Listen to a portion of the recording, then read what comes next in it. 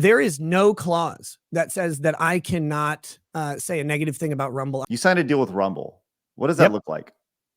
What it looks like is I do a certain amount of shows per month, which start on YouTube and Rumble. And then after approximately an hour, we do the Rumble flip. We cut off the YouTube feed and encourage people to watch the rest of the show over on Rumble. The idea, of course, is to attract people to the platform, let them experience it and realize that there's content over there that they like.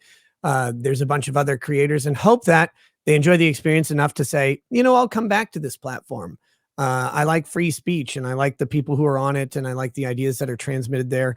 And the user experience is good enough for it. And I say good enough very honestly, because Rumble has a long way to go to match the experience of a YouTube or a Twitch or whoever, but they are, you know, they're making improvements. But that's basically it. It's very very straightforward. And then, you know, in exchange for doing that, there's a certain amount of income that I make as part of that, you know, as any contract would have. And the big reason is because you can look at my YouTube subscriber numbers since starting that. When you stop focusing on one platform, what you're going to do is lose viewers over on that platform. And that's the exchange, knowing that my YouTube channel would suffer in the short and long term. The idea is to make an investment in this other platform, and then also, you know, hopefully get compensated for that investment as the contract goes on. So far, it's been great. I love them. They're a fantastic company. They seem to be adhering to most of their principles. There's some things that I really want them to work on in the censorship and freedom area. Their chat still auto censors words, and I really wish it didn't. Because I just think that a critical element of freedom is the ability to let people say things that are horrible.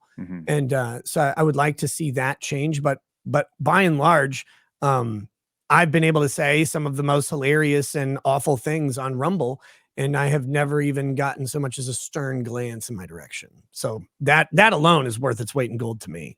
Did you go to them, or did they go to you? They came to me.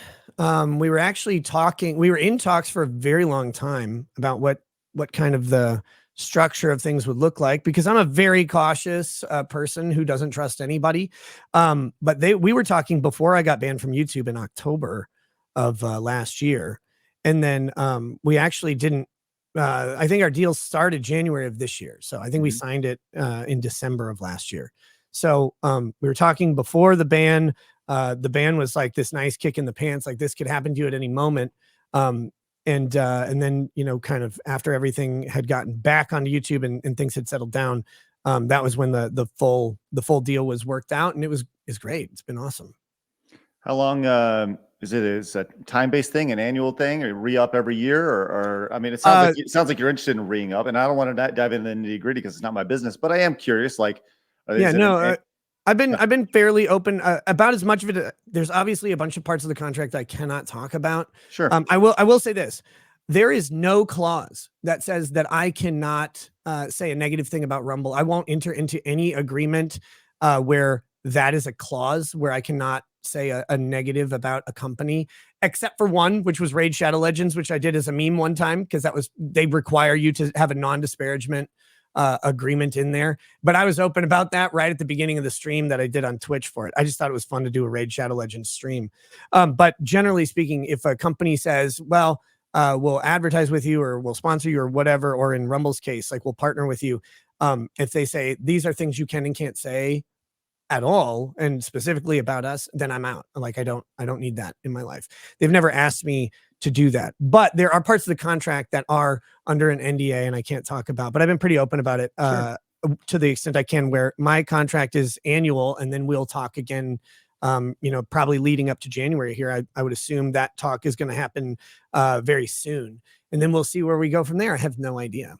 Awesome. So I want to obviously continue working with them. I like them. I like the freedom that it gives. And I think that freedom is critical for creators because we see what YouTube's trying to do to us on very important issues.